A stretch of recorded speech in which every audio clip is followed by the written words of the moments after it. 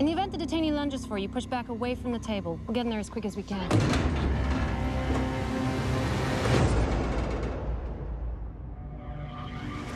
This is a true story about a man who was imprisoned for years without trial at Guantanamo Bay. What made you want to be a part of this film and tell this story?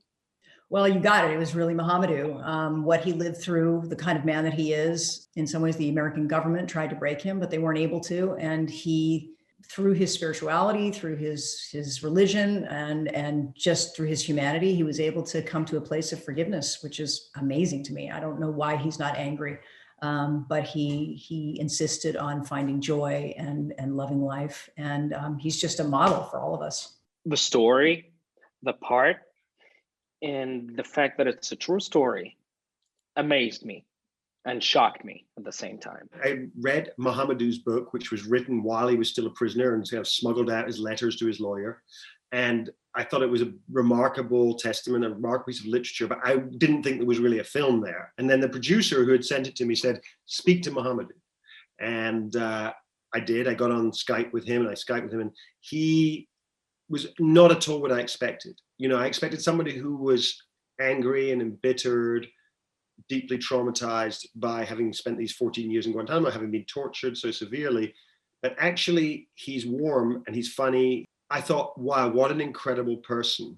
I want to make a movie about this man. And that's kind of what motivated me to do it. All my time here, I've been told you are guilty. Not for something that I have done, but because of suspicions and associations. I am innocent. Did you get to meet the real Mohamedou who you play in the film? And if so, how much did you get to consult with him? We spoke over the computer because I was shooting in Thailand. I was very surprised to see that he could be that full of light, that generous, that funny. And when it came to the touchy questions, he changed. His face changed, his everything, his behavior. It felt like he was time traveling back there. Where I'm from, in Mauritania, we know not to trust the police. But never did I believe that the United States of America would use fear and terror to control me. Is there one thing Mohamedou said to you that really stuck with you while making this movie? One of the most unexpected things about it is, you know, he watched in Guantanamo, he watched a lot of movies. After he had so-called confessed, he was allowed the privilege of a little DVD player, and the guards, who were all like, you know, 19-year-old kids, brought in the kind of movies that they liked watching. So he's watched more trashy kind of action movies than anybody you've ever met. He said to me, Kevin, I don't want to make a movie that is only going to be enjoyed by a few people. I want this to be a Hollywood movie. I want this to be a movie that actually reaches a big audience. And so his whole perspective on it was that, you know, and I 100% agree that, you know, what's the point in making it a film which only speaks to the converted, those who already know about these things? To bring stars into this movie, to try and make it an entertaining experience, that's what's going to allow a wider audience to see it and hopefully experience this character and empathize with the character and what he goes through. What he said that really touched me was that he said he was in some ways really hurt by the United States government because as a Mauritania was quite a corrupt government. He always looked to the West and looked to places of democracy. Because he believed that justice was important and that he believed in democracy.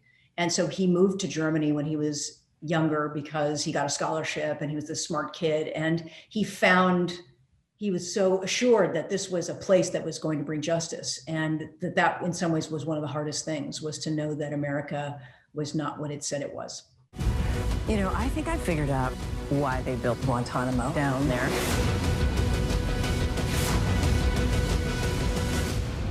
My client, he's not a suspect. He's a witness. Many scenes in this movie are very difficult to watch. What did you find was the biggest challenge for you while making this film? This was a big challenge. Yeah, because you got a responsibility when you play a real person, and especially Mohamedou.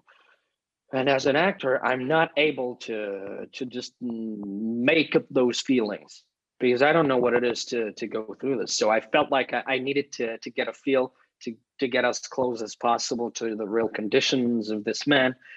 So yeah, so specifically, I wore real handcuffs, real shackles. I asked them to make the room as cold as possible, to waterboard me for real. And yeah, I went all in. The U.S. government is holding upwards of 700 prisoners in Guantanamo. Since when did we start locking people up without a trial in this country? We've seen you in so many iconic films over the years. What makes this role, do you think, different than other roles you've taken on before? Oh, a whole bunch of things. I mean, she's a real character, so that's different. You know, she's a supporting character.